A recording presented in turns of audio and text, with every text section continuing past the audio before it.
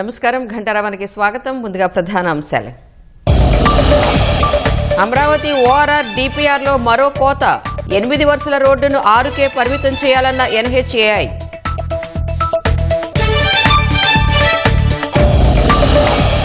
Parliament సమావేశాల నేపథ్యంలో ఇవాళ అఖిలపక్ష భేటీ.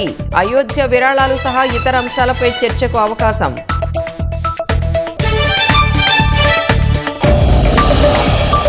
భర్తకు పాలలో నిద్ర మాత్రలిచ్చి దుప్పట్లోకి పామును వదిలిన భార్య. ప్రియుడితో కలిసి ఘాతుకం. 4గురిని అరెస్టు చేసిన మేరట్ పోలీసులు. లార్డ్స్ వేదికగా నేడు ఇంగ్లాండ్తో భారత్ ఆఖరి వన్డే. సిరీస్ దక్కించుకోవాలనే లక్ష్యంతో ఇరు జట్ల కసరత్తు.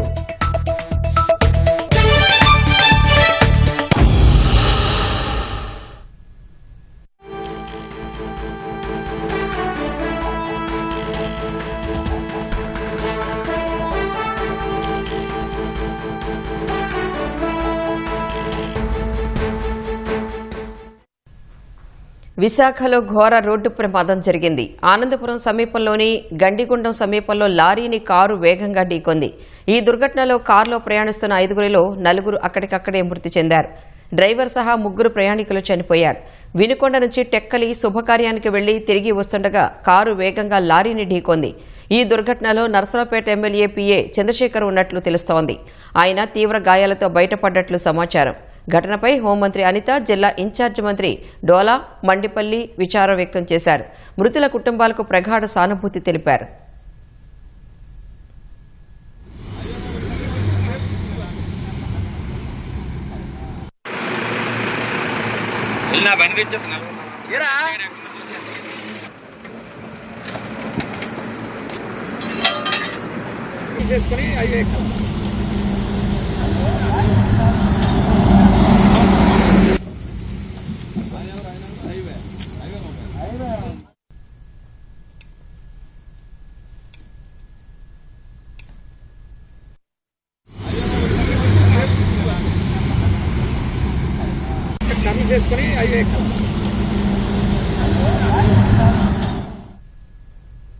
విశాఖలో ఘోర రోడ్డు ప్రమాదం జరిగింది. ఆనందపురం సమీపంలోని గండిగుండం సమీపంలో లారీని కారు వేగంగా ఢీకొంది. ఈ దుర్ఘటనలో కారులో ప్రయాణిస్తున్న 5గురిలో 4 అక్కడికక్కడే మృతి చెందారు. డ్రైవర్ సహా 3 ప్రయాణికులు చనిపోయారు. వినుకొండ నుంచి టెక్కలి శుభకార్యానికి వెళ్లి తిరిగి వస్తుండగా కారు వేగంగా లారీని ఢీకొంది. ఈ దుర్ఘటనలో నర్సరావుపేట ఎమ్మెల్యే పిఏ చంద్రశేఖర్ ఉన్నట్లు తెలుస్తోంది. ఆయన తీవ్ర గాయాలతో బయటపడ్డట్లు సమాచారం. ఘటనపై హోంమంత్రి అనిత, జిల్లా ఇన్ఛార్జి మంత్రి డోలా, మండిపల్లి విచారం వ్యక్తం చేశారు. మృతుల కుటుంబాలకు ప్రగాఢ సానుభూతి తెలిపారు.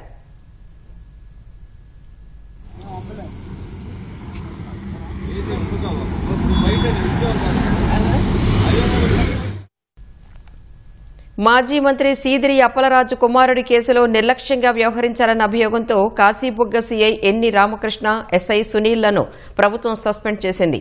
ఈ మేరకు విశాఖ రేంజ్ ఐజీ గోపీనాథ్ జెట్టి నుంచి ఆదేశాలు వెలువడ్డాయి. గత శుక్రవారం ఎస్ఐ సునీల్ను, శనివారం సీఐ రామకృష్ణను వీఆర్కు పంపినట్లు ఉత్తర్వులు జారీ చేశారు. శనివారం రాత్రి 9 గంటల సమయంలో సస్పెండ్ చేసినట్లు తెలిసింది. దీనిపై అధికారికంగా ఉత్తర్వులు వెలువడాల్సి ఉంది. రోడ్డు ప్రమాద కేసు నుంచి అప్పలరాజు కుమారుడు ఆరవ్ వర్మను తప్పించడంలో సీఐ రామకృష్ణ, ఎస్ఐ సునీల్ పాత్ర ఉందన్న అభియోగాలు రావడంతో ప్రభుత్వం వారిని సస్పెండ్ చేసింది. ఈ కేసులో 3 కానిస్టేబుళ్లు, మరో అధికారిపైన చర్యలు తీసుకునే అవకాశం ఉందని పోలీసు వర్గాల సమాచారం. ఓ అధికారి స్టేషన్ సమాచారాన్ని మాజీ మంత్రికి చేరవేసినట్టు ఆరోపణలు ఉన్నాయి. ప్రమాదం తర్వాత అప్పలరాజు ఆయన అనుచరులతో మాట్లాడినట్లు కాల్ డేటా ఆధారంగా గుర్తించి విచారించనున్నారు. పూర్తిస్థాయి విచారణ తర్వాత చర్యలు తీసుకునే అవకాశం ఉంది. రేపటి నుంచి పార్లమెంటు వర్షాకాల సమావేశాలు జరగనున్న నేపథ్యంలో నేడు కేంద్ర ప్రభుత్వం అఖిలపక్ష సమావేశం నిర్వహించనుంది. అన్ని ప్రధాన పార్టీల ఫ్లోర్ లీడర్లు పాల్గొనే ఈ సమావేశంలో దేశవ్యాప్తంగా చర్చనీయాంశమైన పలు కీలక అంశాలపై చర్చించనున్నారు. ఢిల్లీలోని జంతర్ మంతర్ సమీపంలో 21 రోజులుగా నిరాహార దీక్ష చేస్తున్న ప్రముఖ పర్యావరణవేత్త సోనం వాంగ్చుక్ను పోలీసులు బలవంతంగా తీసుకువెళ్లిన వ్యవహారం ఈ సమావేశంలో ప్రధానంగా చర్చకు రానుంది.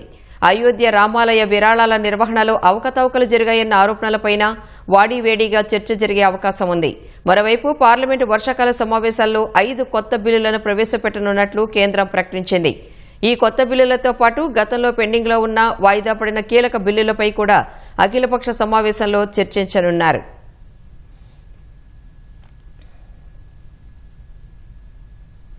పార్లమెంటు వర్షాకాల సమావేశాలకు ముందు విపక్షాలకు గట్టి షాక్ తగిలింది. మహారాష్ట్ర ఉప ముఖ్యమంత్రి ఏక్నాథ్ సింధే నేతృత్వంలోని శివసేనలో 6 శివసేన యూబీటీ ఎంపీల విలీనానికి స్పీకర్ ఆమోదముద్ర వేశారు. 6 ఎంపీల విలీనంతో లోక్సభలో శివసేన బలం 7 నుంచి 13కి పెరిగిందని అధికార వర్గాలు తెలిపాయి. ఇదే సమయంలో ఇటీవల ఎన్సీపీఐ అనే పెద్దగా గుర్తింపు లేని పార్టీలో చేరిన 20 మంది తృణమూల్ తిరుగుబాటు ఎంపీలకు సభలో ప్రత్యేక సీటింగ్ కేటాయింపునకు లోక్సభ స్పీకర్ ఓం బిర్లా ఆమోదం తెలిపారు. 20 మంది ఎంపీలతో కూడిన టీఎంసీ తిరుగుబాటు వర్గం వారి మాతృ పార్టీకి దూరంగా విడిగా కూర్చుంటుందని అధికార వర్గాలు పేర్కొన్నాయి. అయితే nationalist citizens party of India ఎన్సీపీఐలో భాగంగా తమను గుర్తించాలన్న తిరుగుబాటు టీఎంసీ ఎంపీల డిమాండ్పై స్పీకర్ ఎలాంటి నిర్ణయం తీసుకున్నారో స్పష్టత రాలేదు. అయోధ్య రామాలయంలో విరాళాలు కానుకల చోరీపై సుప్రీంకోర్టు రేపు విచారణ చేపట్టనుంది. విరాళాల దుర్వినియోగంపై నిష్పాక్షికంగా నిర్దిష్ట కాల పరిమితితో విచారణ జరిపేలా ఆదేశించాలంటూ సుప్రీంకోర్టులో 4 పిటిషన్లు దాఖలయ్యాయి. సిబిఐ విచారణ సహా ఆలయ ట్రస్ట్ ఆర్థిక వ్యవహారాలపై ఫోరెన్సిక్ ఆడిట్ నిర్వహించాలని పిటిషనర్లు కోరారు. ఈ పిటిషన్లు CJI justice Surya Kant, justice Joymalya Bagchi, justice V మోహన్నల ధర్మాసనం ముందుకు విచారణకు రానున్నాయి. సిట్ విచారణ ఎంతవరకు వచ్చిందో స్థాయి నివేదిక సమర్పించాలని ఉత్తరప్రదేశ్ ప్రభుత్వాన్ని సుప్రీంకోర్టు ఇటీవలే ఆదేశించింది. శ్రీరామ జన్మభూమి తీర్థక్షేత్ర ట్రస్ట్ తన స్పందన తెలపాలని కూడా నోటీసు జారీ చేసింది. ఇరాన్తో జరుగుతున్న యుద్ధంలో అమెరికాకు గట్టి ఎదురుదెబ్బ తగిలింది. జోర్డాన్లోని సైనిక స్థావరంపై ఇరాన్ జరిపిన క్షిపణి, డ్రోన్ దాడుల్లో 2 అమెరికా సైనికులు మృతి చెందగా 4 గాయపడ్డారు. మరొక సైనికుడు ఆచూకీ గల్లంతైంది. ఈ నెల 17న ఇరాన్ చేపట్టిన దాడుల్లో తమ సైనికులు 2 మృతి చెందారని యుఎస్ సెంట్రల్ కమాండ్ ఎక్స్లో పోస్ట్ చేసింది. యుద్ధం మొదలైనప్పటి నుంచి ఇప్పటి వరకు అమెరికా 16 మంది సైనికులను కోల్పోయింది. మరోవైపు అమెరికాను హెచ్చరిస్తూ ఇరాన్ సుప్రీం లీడర్ మొస్తఫా ఖమేనీ ఒక సందేశాన్ని విడుదల చేశారు. దాడులు ఆపకుంటే అమెరికాకు మర్చిపోలేని పాఠం చెబుతామని హెచ్చరించారు. శాంతి ఒప్పందంపై అమెరికా అధ్యక్షుడు చేసిన సంతకం విలువ లేనిదని దుయ్యబట్టారు. దాడుల ద్వారా అమెరికా తన నిజ స్వరూపాన్ని మరోసారి బయటపెట్టుకుందని విమర్శించారు. యుద్ధాన్ని మరింత తీవ్రతరం చేయాలని చూస్తే వాషింగ్టన్ భారీ మూల్యం చెల్లించుకోవలసి ఉంటుందని ఖమేనీ హెచ్చరించారు. దేశ సార్వభౌమాధికారాన్ని, గౌరవాన్ని కాపాడుకోవడానికి ఇరాన్ పౌరులంతా ఐక్యంగా ఉండాలని పిలుపునిచ్చారు. జోర్డాన్లో 2 అమెరికా సైనికులను బలి తీసుకున్న దాడికి ప్రతీకారంగా ఇరాన్పై అమెరికా కొత్త వైమానిక దాడులను ప్రారంభించింది. హార్మూజ్ జలసంధి ద్వారా చమురు ట్యాంకర్ల రాకపోకలను నియంత్రించే ఇరాన్ సామర్థ్యాన్ని మరింత దెబ్బతీసేందుకే ఈ దాడులు చేస్తున్నట్లు అమెరికా సెంట్రల్ కమాండ్ తెలిపింది.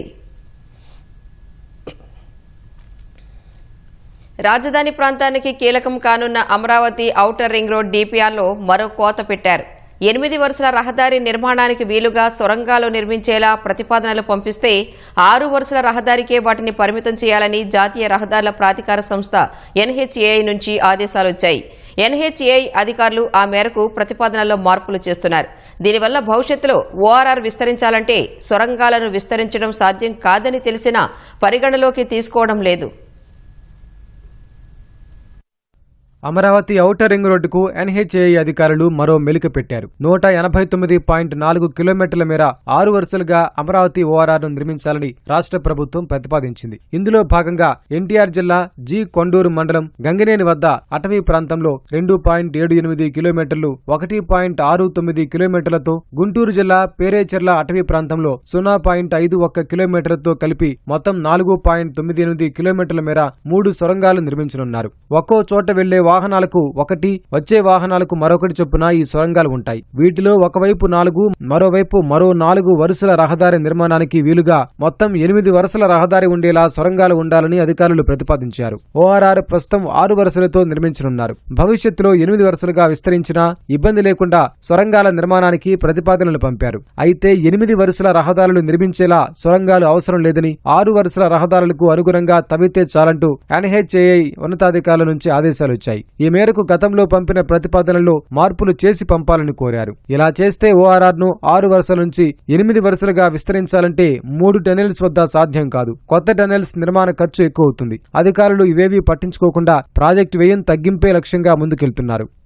ఓఆర్ఆర్ కు తొలుత 38,450 కోట్లతో ప్రతిపాదనలు పంపారు. తర్వాత ఇందులో తెనాలి సమీపంలో ఓఆర్ఆర్ నుంచి చెన్నై కోల్కతా హైవేలో కాజా వద్దకు చేరుకునేలా 6 వరుసలతో 17.5 కిలోమీటర్లు నిర్మించాలనుకున్న అనుసంధాన రహదారి స్పర్ రోడ్డు ప్రతిపాదనను తొలగించారు. ఓఆర్ఆర్ కు ఇరువైపులా 2 వరుసలతో సర్వీస్ రోడ్లు నిర్మించేలా ప్రతిపాదిస్తే ఇందులో బయట వైపు సర్వీస్ రోడ్డును తొలగించి లోపల వైపు సర్వీస్ రోడ్డుకే సమ్మతించారు. ఇలాంటి కోతలతో ప్రాజెక్టు వ్యయాన్ని 32,000 కోట్లకు తగ్గించారు.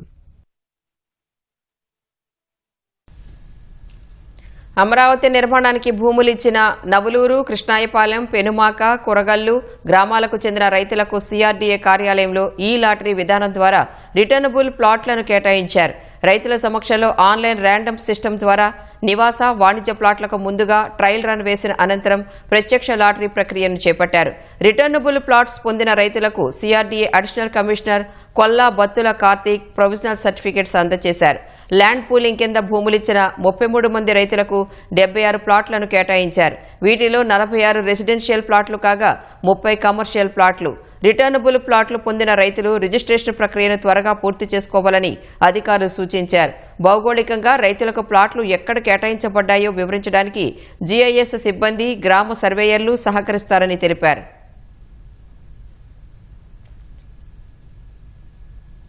భోగాపురం ఇంటర్నేషనల్ ఎయిర్పోర్టును ప్రధాని మోదీ ఆగస్టు 1న ప్రారంభించనున్నట్లు సీఎం చంద్రబాబు తెలిపారు. విమానాశ్రయం ఆ ప్రాంత స్థితిగతులను మార్చేస్తుందని, ఉత్తరాంధ్రకు మణిహారంగా నిలుస్తుందన్నారు. ప్రజల జీవన ప్రమాణాలు భారీగా మెరుగుపడతాయని, సామాన్యులు కూడా లబ్ధి పొందుతారని సీఎం స్పష్టం చేశారు. విజయనగరం జిల్లా భోగాపురంలో నిర్మాణ దశను పూర్తి చేసుకున్న అల్లూరి సీతారామరాజు అంతర్జాతీయ విమానాశ్రయం ప్రారంభోత్సవానికి ముహూర్తం ఖరారైంది. ఆగస్టు 1న ప్రధాని మోదీ చేతుల మీదుగా ప్రారంభోత్సవం జరగనుంది. 2014లో నాటి తెలుగుదేశం ప్రభుత్వ హయాంలో ఎయిర్పోర్టు పనులు ప్రారంభమయ్యాయి. మళ్లీ కూటమి ప్రభుత్వం తిరిగి అభివృద్ధిని వేగవంతం చేసి 2 ఏళ్లలోనే దీన్ని పూర్తి చేసింది. సర్వాంగ సుందరంగా తయారైన భోగాపురం విమానాశ్రయ ప్రారంభోత్సవాన్ని వైభవంగా నిర్వహించాలని ప్రభుత్వం భావిస్తోంది. ఆ మేరకు సీఎం చంద్రబాబు ఉన్నత స్థాయి సమీక్ష నిర్వహించారు. కేంద్ర మంత్రి రామ్మోహన్ నాయుడు, మంత్రులు నాదెండ్ల మనోహర్, అచ్చెన్నాయుడు, అనిత, సత్యకుమార్ యాదవ్ తో పాటు అధికారులు పాల్గొన్నారు. విమానాశ్రయాన్ని నిర్మించిన జీఎంఆర్ సంస్థ ప్రతినిధులు ఎయిర్పోర్టు ప్రత్యేకతలు, నిర్మాణ వివరాలు, వసతులు, సౌకర్యాలను వివరించారు. ఎయిర్పోర్టు కార్యకలాపాలు ప్రారంభించడానికి అవసరమైన 8 కీలక అనుమతులు ఇప్పటికే పొందినట్లు అధికారులు వివరించారు. ఉత్తరాంధ్ర అభివృద్ధిలో భోగాపురం ఎయిర్పోర్టు కీలకం కానుందని సీఎం అన్నారు. రాకపోకలు మొదలయ్యాక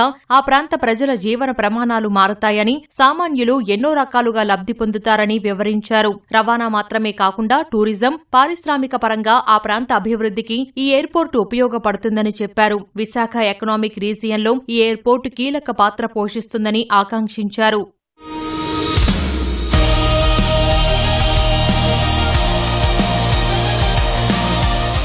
హైదరాబాద్లో వచ్చిన శంషాబాద్ ఇంటర్నేషనల్ ఎయిర్పోర్ట్ ఆ ప్రాంతంలో ఎటువంటి మార్పులు తెచ్చిందో భోగాపురంతోనూ అటువంటి మార్పులే వస్తాయని చంద్రబాబు విశ్లేషించారు. ఎకనామిక్ యాక్టివిటీ పెరిగి అన్ని వర్గాలకు ఉద్యోగ, ఉపాధి అవకాశాలు మెరుగుపడతాయని, సంపద సృష్టికి అవకాశం ఏర్పడుతుందని సీఎం వివరించారు. సాగునీటి ప్రాజెక్టులు, హైవేలు, పోర్టులు, ఎయిర్పోర్టులతో ఉత్తరాంధ్ర అభివృద్ధి కొత్త పుంతలు తొక్కుతోందన్నారు. రానున్న రోజుల్లో ఉత్తరాంధ్ర అన్స్టాపబుల్ అని సీఎం స్పష్టం చేశారు. ఆంధ్రప్రదేశ్ సంస్కృతి, కళలను చాటేలా అత్యంత కళాత్మకంగా ఎయిర్పోర్టులో ప్రతి విభాగాన్ని తీర్చిదిద్దాలని సీఎం అధికారులను ఆదేశించారు. ప్రధాని చేతుల మీద జరిగే ప్రారంభోత్సవం చరిత్రలో నిలిచిపోవాలన్నారు. గిరిజన సంస్కృతి, హస్తకళలు గుర్తు చేసేలా స్వాగత కార్యక్రమం ఉండాలని దిశానిర్దేశం చేశారు. భోగాపురం ఎయిర్పోర్టు ప్రారంభాన్ని ఉత్తరాంధ్రలోని ప్రతి పౌరుడు సెలబ్రేట్ చేసుకోవాల్సిన శుభ సందర్భంగా సీఎం అభివర్ణించారు.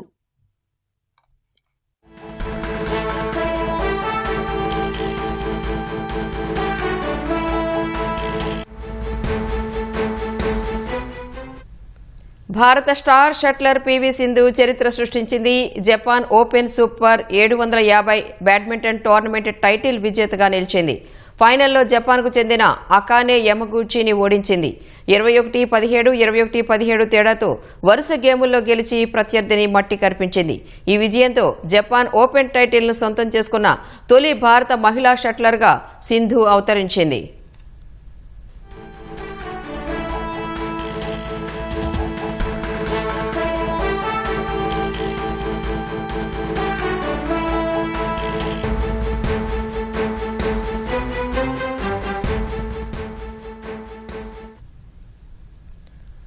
భారత స్టార్ షట్లర్ పీవీ సింధు చరిత్ర సృష్టించింది. జపాన్ ఓపెన్ సూపర్ 750 బ్యాడ్మింటన్ టోర్నమెంటల్ టైటిల్ విజేతగా నిలిచింది. ఫైనల్లో జపాన్కు చెందిన అకానే యమగుచిని ఓడించింది. 21-17, 21-17 తేడాతో వరుస గేముల్లో గెలిచి ప్రత్యర్థిని మట్టి కరిపించింది.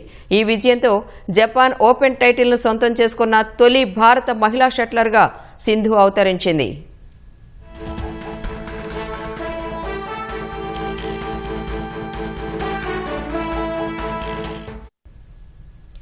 విశాఖలో పరుగులు పెట్టేందుకు ఎలక్ట్రిక్ బస్సులు రెడీ అయ్యాయి. భోగాపురం ఎయిర్పోర్టు ప్రారంభం రోజున 20 బస్సులను అందుబాటులోకి తెస్తున్నారు.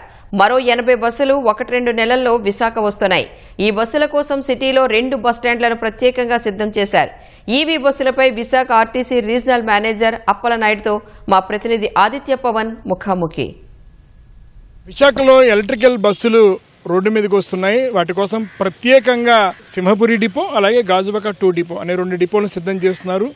సుమారుగా 100 బస్సులు పైగానే విశాఖ వచ్చే అవకాశం ఉంది. అందులో మొదటి దశలో 20 బస్సులు వచ్చేటువంటి అవకాశం ఉంది. వాటి కోసం అన్ని ఏర్పాట్లు చేశారు. ప్రస్తుతం మనతోటి ఆర్ఎం అప్పలనాయుడు గారు ఉన్నారు. వారితో మాట్లాడదాం. ఎలక్ట్రికల్ బస్సులు విశాఖపట్నంలో ప్రారంభమవుతున్నాయి. వీటి నిర్వహణ ఎలాగా, వీటి కోసం ఏ రకమైనటువంటి ఏర్పాట్లు చేస్తున్నారు? అందరికీ నమస్కారాలండి. మనం అందరం ఎదురు చూస్తున్న విశాఖపట్నానికి 100 బస్సులు మనకు శాంక్షన్ అయ్యండి. 100 బస్సుల్లో ఆల్రెడీ 4 బస్సులు, ఏదైతే 20 బస్సులు భోగాపురం విశాఖపట్నం కేటాయించిందో ప్రభుత్వం, ఆల్రెడీ 4 బస్సులు చేరాయి. మిగతా బస్సులు కూడా, మిగతా 16 బస్సులు కూడా 23వ తారీఖు కల్లా మిగతా 16 బస్సులు కూడా వస్తాయి. ఈ ప్రత్యేకించి భోగాపురం కన్నా ఎక్స్క్లూజివ్గా మేము తిప్పడానికి ప్లాన్ చేస్తాం. వచ్చిన వెంటనే రిజిస్ట్రేషన్ ప్రక్రియ ఉంది. అదేవిధంగా టెక్నికల్ ఆస్పెక్ట్స్లో, అంటే ఎలక్ట్రికల్ కొత్త విషయం కాబట్టి బ్యాటరీసు, అక్కడ ఉన్న ట్రాక్షన్ మోటార్సు, ఈ రకమైన అన్నీ కూడా, అక్కడ కెమెరాస్, అన్ని రకాలవి కూడా టెక్నికల్ ట్రైనింగ్ అవుతుంది.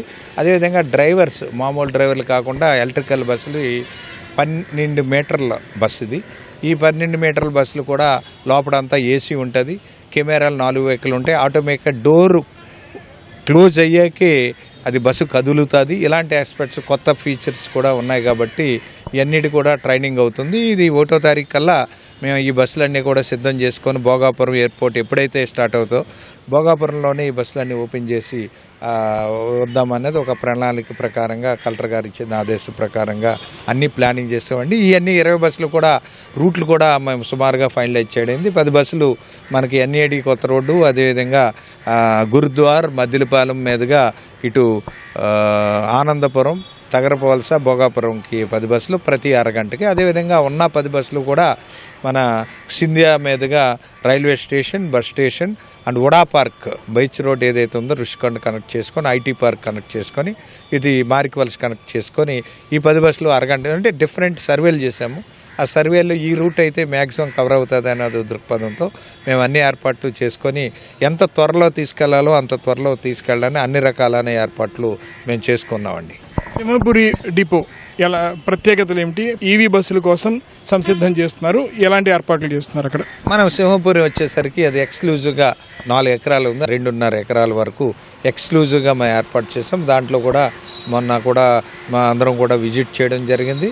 దీన్ని విజిట్ చేసిన తర్వాత ఈ బస్సులన్నీ కూడా ఆల్రెడీ ట్రాన్స్ఫార్మర్, ఆల్రెడీ ఈపీడీసీఎల్ వాళ్ళు కూడా మనకి కనెక్షన్ ఇవ్వడం జరిగింది. మిగతా లోకల్ వర్క్ అయితే ట్రాన్స్ఫార్మర్ దగ్గర నుండి మిగతా వర్క్స్ అన్ని జరిగింది. ఇవి కూడా ఒక 2 నెలల్లో సింహపురి కూడా రెడీ. అదేవిధంగా గాజువాక్ కూడా ఎలక్ట్రిక్ కనెక్షన్ ఇచ్చేయడం జరిగింది. ఇది కూడా 2 నెలల్లో, నెలన్నరలో కూడా charging station already equipment already పెట్టడం జరిగింది. ఈ 2 డిపోల్లో కూడా 50 చొప్పున ఈ 20 బస్సులు భోగాపురం ఎడిషనల్గా వస్తాయి. మిగతా 80 బస్సులు కూడా 50 బస్సులు ఉండేలాగా అన్ని ఏర్పాట్లు చేస్తామండి. ముఖ్యంగా అవి ఎలక్ట్రికల్ వెహికల్స్, అంటే ఈవీ బస్సులు, వీటికి ఛార్జింగ్ అయిపోతే మధ్యలో ఎలాగా వీటి కోసం ఆల్టర్నేటివ్ అరేంజ్మెంట్స్ కానీ, ఎందుకంటే విశాఖపట్నం నుంచి భోగాపురం ప్రయాణం చేస్తుంటే మధ్యలో ఎక్కడెక్కడైనా ఛార్జింగ్ పెట్టుకునేటువంటి ఏర్పాటు చేయడం కోసం సన్నాహం చేస్తున్నారు. అదేనండి, మన దీంట్లో లేటెస్ట్ టెక్నాలజీలో డాష్ బోర్డ్ మీద కనిపిస్తుంది ఇది ఇన్ని కిలోమీటర్ల వరకు వస్తుంది. అదే బ్యాటరీ ఛార్జింగ్ ఇంత ఉన్నది చెప్తామంటే భోగాపురంలో కూడా సెపరేట్ 3 ఛార్జింగ్ స్టేషన్లు జేఎంఆర్ ఎయిర్పోర్ట్లో చేశారు. అక్కడ ఛార్జింగ్ స్టేషన్ అవుతుంది. అదే కాకుండా ద్వారకా బస్ స్టేషన్లో ఒక ఛార్జింగ్, అదేవిధంగా మద్దిలపాలెంలో ఒక ఛార్జింగ్, ఇంటర్మీడియట్ బీచ్ రోడ్లో కూడా ఛార్జింగ్ స్టేషన్స్ ఉన్నాయి. ఇవన్నీ కూడా టైఅప్ చేసుకున్నామండి. ఎక్కడ ఏ రకంగా మధ్యలో కూడా ఆగకుండా ఆటోమేటిక్గా ఆగంగానే ఇమీడియట్గా స్టార్ట్ చేసేలా కూడా ఏర్పాట్లు చేసుకున్నాము. ఛార్జింగ్ స్టేషన్స్ ఈ ప్రాంతాలు ఉన్నాయి కాబట్టి ఎప్పటికప్పుడు మాకు మానిటరింగ్ వస్తుంటుంది. మానిటరింగ్ స్టేషన్ కూడా ద్వారకా బస్ స్టేషన్లో ఉంటుంది. ఈ బస్సులన్నీ ఎక్కడ ఛార్జింగ్లో ఉన్నాయి, ఏ టైంలో వెళ్తున్నాయి, బస్సులు కలిసి తిరుగుతున్నాయా అన్నది కూడా ఎప్పటికప్పుడు మానిటరింగ్ టెక్నాలజీని ఉపయోగించుకొని ఇవన్నీ ఏర్పాట్లు చేసి ఆల్టర్నేటివ్ ప్లాన్ కూడా విశాఖపట్నం ఈ 20 బస్సులు ఎక్స్క్లూజివ్గా ఉన్న తర్వాత 80 బస్సులు మొత్తం 100 బస్సులు కూడా ఒక 4 నెలలు 3 నెలలు ఇవన్నీ వస్తాయి. దీనికి తగ్గట్టు షెడ్యూలింగ్స్ కూడా మేము రెడీ చేసాము. ఈ తగ్గట్టుగా ప్రయాణికులకి ఎటువంటి ట్రాన్స్పోర్ట్లో పెరుగుతుంది కాబట్టి అర్బన్ ట్రాన్స్పోర్ట్లో అందరూ కూడా ఆర్టీసీ బస్సునే ఎంచుకునే పరిస్థితి ఉంది, పబ్లిక్ ట్రాన్స్పోర్ట్ కాబట్టి. ఈ రకంగా ఈ పొల్యూషన్ తగ్గాలన్నా లేకపోతే ఇది తగ్గాలన్నా కూడా ఎలక్ట్రికల్ బస్సులు అవసరం ఉంది కాబట్టి సిటీ పెరుగుతుంది కాబట్టి పొల్యూషన్ కూడా పెరిగే అవకాశం ఉంది. దానివల్ల ఎలక్ట్రికల్ బస్సులను పూర్తిగా పొల్యూషన్ తగ్గే అవకాశం చాలా ఉంటుంది. కెమెరా పర్సన్ సురేష్తో ఆదిత్య పవన్, విశాఖపట్నం. రాష్ట్రంలో ఇటీవల వెలుగు చూసిన కోవిడ్ పాజిటివ్ కేసులకు ఒమిక్రాన్ RF5 వేరియంట్ కారణమని తేలింది. కోవిడ్-2 వైరస్ కాలక్రమంలో తన జన్యువుల్లో మార్పులు చేసుకుని ఒమిక్రాన్ వేరియంట్గా ఏర్పడిందని, ఆ వంశానికి చెందిన ఉప వేరియంట్ RF5 అని వైద్య ఆరోగ్య శాఖ ఓ ప్రకటనలో వెల్లడించింది. వైఎస్ఆర్ కడప జిల్లాలో నమోదైన కోవిడ్ పాజిటివ్ కేసుల్లో 4 నమూనాలను పూణేలోని జాతీయ వైరాలజీ ల్యాబ్కు పంపారు. జీనోమ్ సీక్వెన్సింగ్ పరీక్షల్లో ఒమిక్రాన్ RF5గా తేలిందని వైద్య ఆరోగ్య శాఖ అధికారులకు పరీక్షల ఫలితాల నివేదిక అందింది. పూణే నుంచి అందిన ఫలితాలు, వేరియంట్ ప్రభావం, రాష్ట్రంలో తాజా పరిస్థితులపై వైద్య ఆరోగ్య శాఖ మంత్రి సత్యకుమార్ ఉన్నతాధికారులతో వర్చువల్గా చర్చించారు. RF5ను ప్రపంచ ఆరోగ్య సంస్థ సాధారణ వేరియంట్గానే పరిగణలోకి తీసుకుందని DME డాక్టర్ ఏ విష్ణువర్ధన్ మంత్రికి వివరించారు. ఈ వైరస్ తీవ్ర ఇబ్బంది కలిగిస్తుందనడానికి ఎలాంటి ఆధారాలు లేవని తెలిపారు. సింగపూర్తో పాటు ఆగ్నేయ ఆసియాలోని కొన్ని దేశాల్లో RF5 కేసులు ఎక్కువగా నమోదయ్యాయని, ఇతర ఒమిక్రాన్ వేరియంట్స్తో పోలిస్తే ఇది ప్రమాదకరం అనడానికి ఆధారాలు లేవని పేర్కొన్నారు. ఈ వైరస్ సోకితే గొంతు నొప్పి, దగ్గు, జ్వరం, తలనొప్పి, ముక్కు కారడం, మూసుకుపోవడం, ఒళ్లు నొప్పులు లాంటి లక్షణాలు ఉంటాయని తెలిపారు. ఆందోళన చెందొద్దని, అప్రమత్తంగా ఉండాలని ప్రజలకు సూచించారు. రాష్ట్రంలో శనివారం నాటికి కోవిడ్ కేసుల సంఖ్య 16కి చేరినట్లు వైద్య ఆరోగ్య శాఖ వెల్లడించింది. రాష్ట్రంలో సంచలనం సృష్టించిన మద్యం రవాణా కుంభకోణం కేసు నిందితులను 3 రోజుల పాటు ఈడీ కస్టడీలో విచారించింది. కోర్టు అనుమతితో ఈ నెల 16 నుంచి 18 వరకు వాసుదేవరెడ్డి, రాజ్కేశ్రెడ్డి, సునీల్ కుమార్ను ఈడీ అధికారులు విచారించారు. ఈ కేసుకు సంబంధించి గతంలో నిర్వహించిన సోదాల్లో సేకరించిన పత్రాలు, ఇతర ఆధారాల ఆధారంగా నిందితులను ప్రశ్నించారు. అక్రమ మద్యం రవాణా నెట్వర్క్, నిధుల మళ్లింపుతో పాటు బెనామీ లావాదేవీలపై వీరి నుంచి ఈడీ అధికారులు కీలక సమాచారాన్ని రాబట్టినట్లు సమాచారం. కస్టడీ గడువు ముగియడంతో నిబంధనల ప్రకారం 3 నిందితులకు అధికారులు వైద్య పరీక్షలు నిర్వహించారు. అనంతరం హైదరాబాద్ నాంపల్లిలోని ఈడీ ప్రత్యేక కోర్టులో హాజరుపరిచారు. అనంతరం చెంచల్గూడ జైలుకు తరలించారు. మధ్యప్రదేశ్లోని సాగర్ రైల్వే స్టేషన్లో ఓ మహిళ త్రుటిలో ప్రాణాలతో బయటపడింది. కదులుతున్న రైలు ఎక్కేందుకు ప్రయత్నించిన ఓ మహిళ కాలు జారి రైలుకు ప్లాట్ఫామ్కు మధ్య ఉన్న గ్యాప్లో పడిపోయింది. ప్రయాణికులు అప్రమత్తంగా వ్యవహరించడంతో ఆమెకు ప్రాణాపాయం తప్పింది. Howrah Indore express Sagar స్టేషన్లోని platform number 2 నుంచి కురాయ్ వైపు బయలుదేరుతున్న సమయంలో ఈ ఘటన చోటు చేసుకుంది. మహిళ కింద పడిపోవడం గమనించిన ప్రయాణికులు వెంటనే అప్రమత్తమై చైన్ లాగి రైలును ఆపేశారు. సమాచారం అందుకున్న జీఆర్పీ, ఆర్పీఎఫ్ సిబ్బంది వెంటనే ఘటనా స్థలానికి చేరుకుని రైల్వే సిబ్బంది, ప్రయాణికుల సహాయంతో ఆ మహిళను సురక్షితంగా బయటకు తీశారు.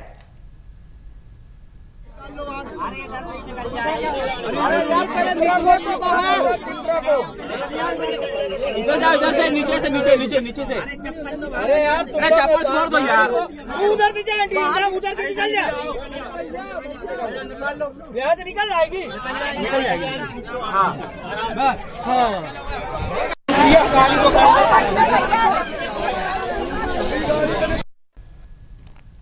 ఉత్తరప్రదేశ్లోని మేరట్లో అతుల్ పన్వర్ అనే వ్యక్తిని అతని భార్య దామిని ఆమె ప్రియుడు తుషార్ దారుణంగా హత్య చేశారు.